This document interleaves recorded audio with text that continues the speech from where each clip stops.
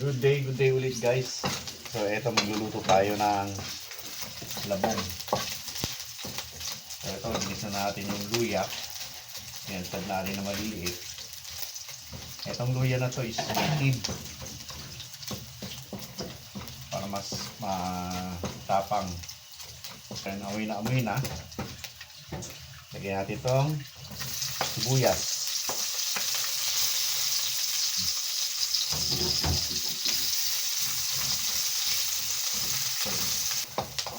Pwede natin ilagay itong labong. Yan.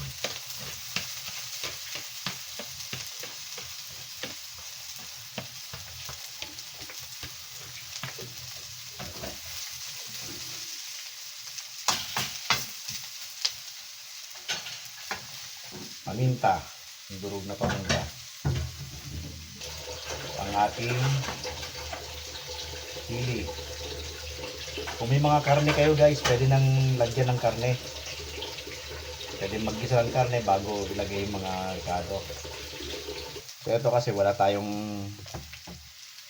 pansahog na karne. So solo to.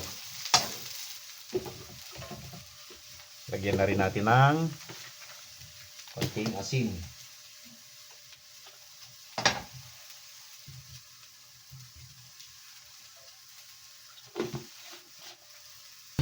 Halo lang natin.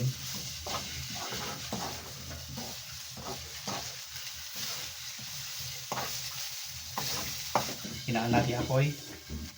Lagyan natin ng konting toyo. Baka naman soy sauce.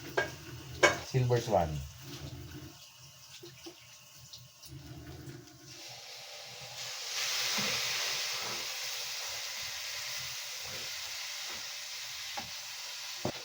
Lagyan natin konting tubig para hindi matuyuan. Para mahalo yung soy sauce, yung toyo. Mamaya-maya lagyan natin ng suka.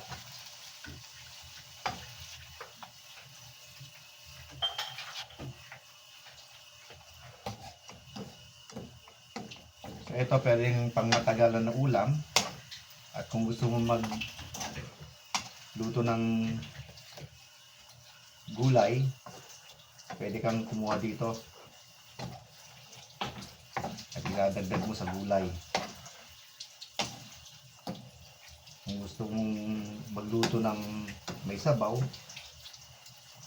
kasama sa luyot, pwede mong dumampot na lang dito. Pwede kang dumampot dito. Kung nakatago, pwede mong ihalo dun sa lulutuin mong saluyot. So ganito lang guys. Takpan muna natin.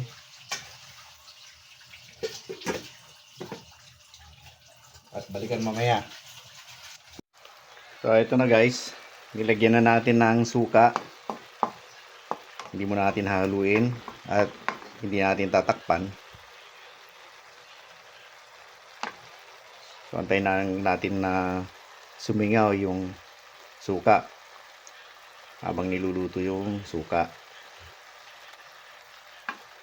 Mamaya-maya haluin na natin yan.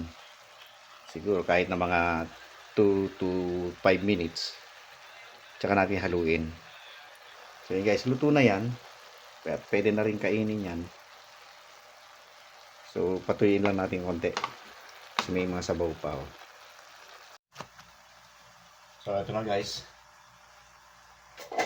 Haluin na natin.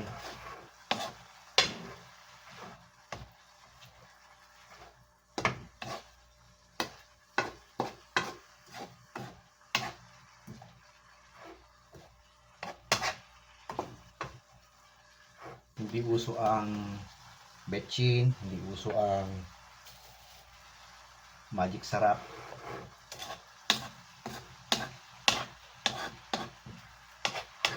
Basta may mga spices, yung powdered na sili, yung ating paminta na durog, yun lang yun. Asin, toyo, yun lang yun. At hindi tayo nag-magic sarap o kaya nag-betchin.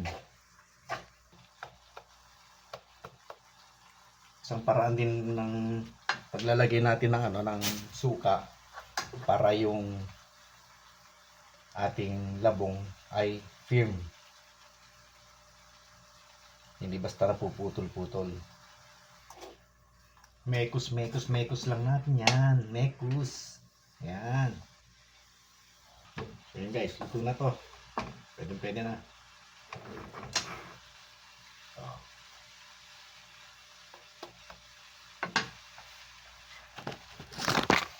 Yan guys. Shoutout sa mga mahilig sa labong dyan.